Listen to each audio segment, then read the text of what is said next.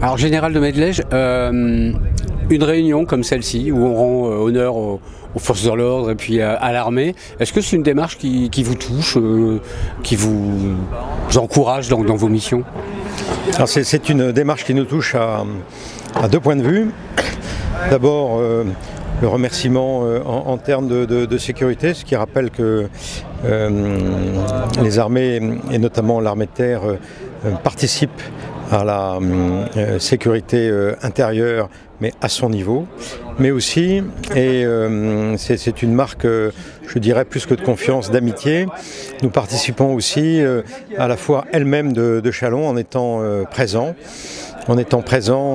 À travers les régiments qui sont les régiments du département. Et nous sommes un peu des habitués aussi de cette foire de Châlons, ce qui rappelle que nous sommes inscrits dans le tissu économique et le tissu local social. Est-ce que des forces de l'armée de terre participent aux opérations de sécurisation quotidiennes ou est-ce que vous êtes là en tant qu'exposant?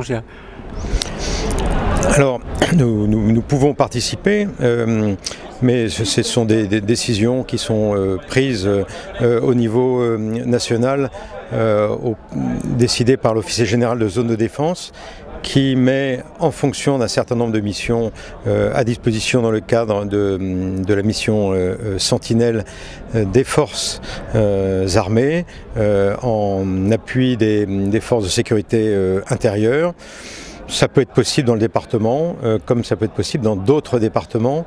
La seule particularité, c'est que nous ne sommes pas attachés à une zone, une région particulière. Nous pouvons être engagés dans des missions d'opération intérieure partout sur les territoires nationaux, même si nous ne sommes pas issus du département.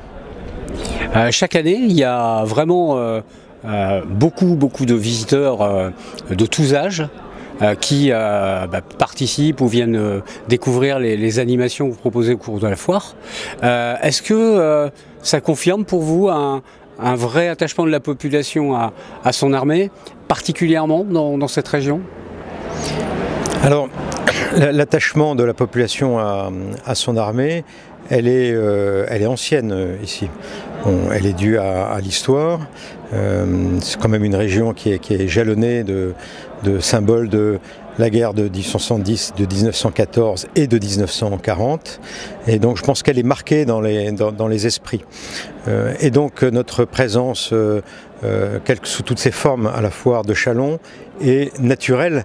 Elle s'inscrit dans le relationnel habituel et historique que nous avons avec la population, avec nos concitoyens de ce département. Et le succès, le nombre de visiteurs qui chaque année se rendent sur l'espace des armées, de la police, etc. Vous le percevez comment et c'est signe de quoi pour vous? Alors là j'interviens tout simplement en tant que citoyen. Moi je viens dans les stands pour voir un peu les nouveautés dans ce domaine. Et moi-même qui suis un propriétaire sylvicole, eh bien je cherche à voir un peu s'il y a des nouveautés pour moi. Donc il y a une espèce de côté gagnant-gagnant. Bien sûr qu'il y a une protection militaire, bien sûr qu'il y a une reconnaissance de l'armée, où c'est l'occasion de montrer aussi nos métiers, qui sont très vastes au service de la France. Et puis c'est l'occasion aussi de savoir un peu ce qui se fait en termes de nouveautés ici, parce que c'est une foire qui est quand même assez singulière dans la région, mais aussi pour la France. Je connaissais cette foire avant d'être muté à Mourmelon, c'est dire.